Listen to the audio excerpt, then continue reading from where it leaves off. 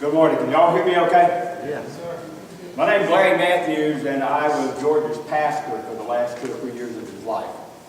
And I don't have any notes here, and I know that you panic when you see a Baptist preacher come up, but I promise I will not hold you to the line.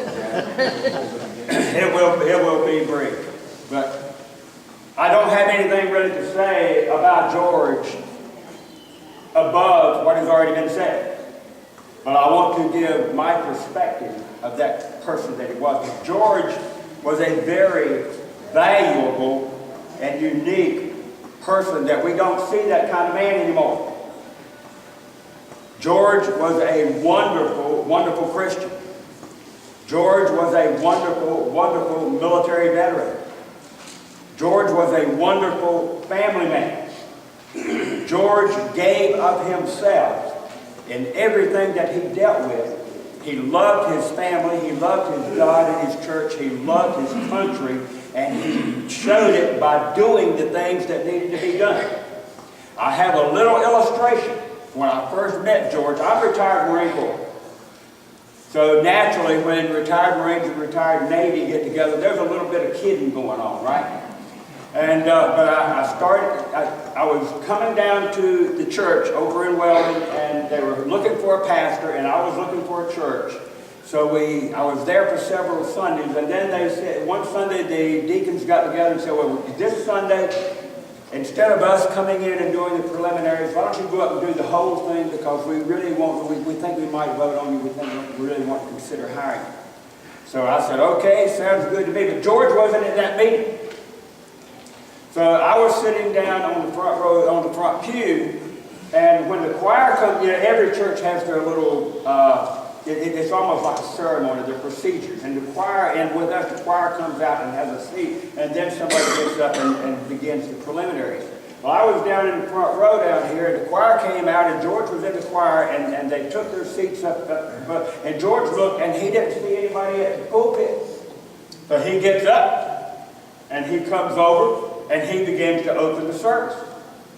Well, I had to get up and go and stop him and tell him, hey, we got this taken care of. But what George did really exemplified the kind of man he was and the life he lived. George was there at the church, and we were going to have a worship service, and that required someone to open the service, and he was sitting there and nobody was up there. Now George could have sat and waited until somebody else decided to come up. Or George could have complained that somebody didn't organize things well enough to have somebody there.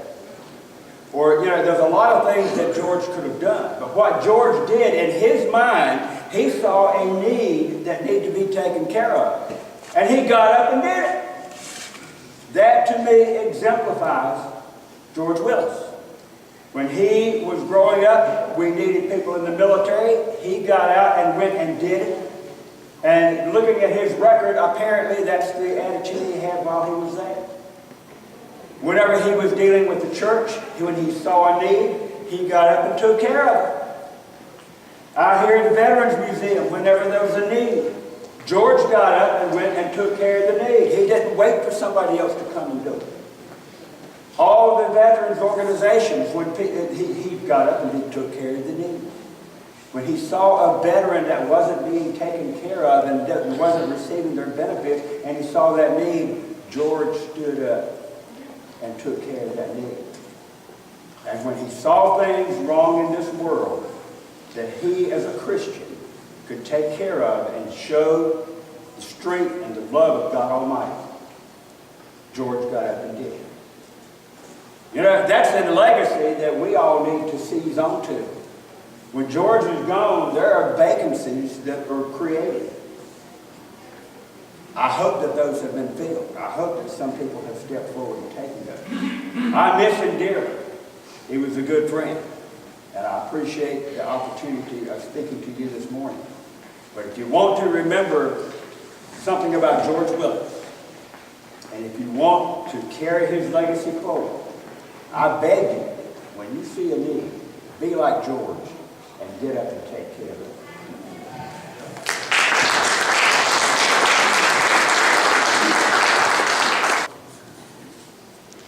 decided I did want to take the opportunity to thank all of you for being here today to honor George. I met George in 1983 at a family gathering that his sister had. She and I were best friends, and at that particular time, I thought he was the loudest, most arrogant man I had ever seen in my life. But over the years, as I came to know him better, I found out that it wasn't arrogance, it was confidence. He was loud because he wanted to be heard. He wanted to make sure everybody heard what he had to say, and it was never anything that wasn't worth listening to. Then in 1990, I was lucky enough to become his bride. I spent 22 very blessed years as his wife.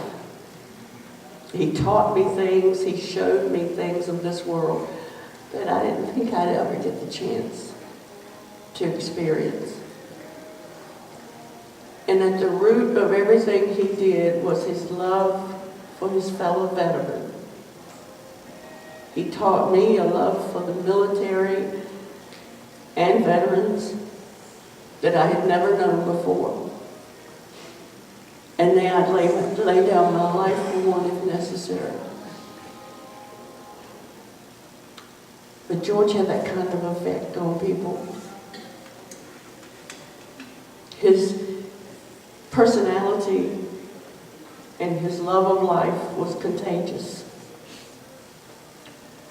I've missed him every single day that he's been gone, but I can still smile when I think about him because of the good that he did. And I'm so glad that he can look down on us today and smile and see that the museum is alive and well. That was always at the forefront of everything he thought about. If we made plans to go on a trip, he'd always make sure that there'd be somebody at the museum, make sure everything got done, make sure it opened every day, before he would even make reservations for that trip.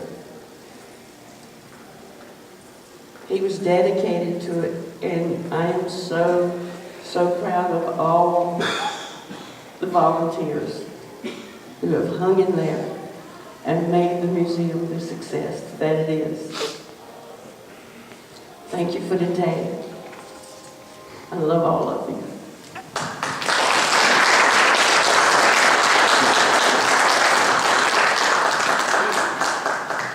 You know, when somebody we love dies, it is so difficult to try to fill that emptiness that we have. But at the same time, God, knowing that, leaves us something that is so helpful. And that is what everybody did here today. Recall the memories and the effects that they have upon us and others around us. That helps those that are mourning to get through it. So when somebody leaves your life, just remember they haven't left you. They have left so much behind that is able to be recalled, to be cherished. You don't forget. You just learn to live a different way. Is there anyone else that would like to say something? If not, we have a special presentation, two, as a matter of fact.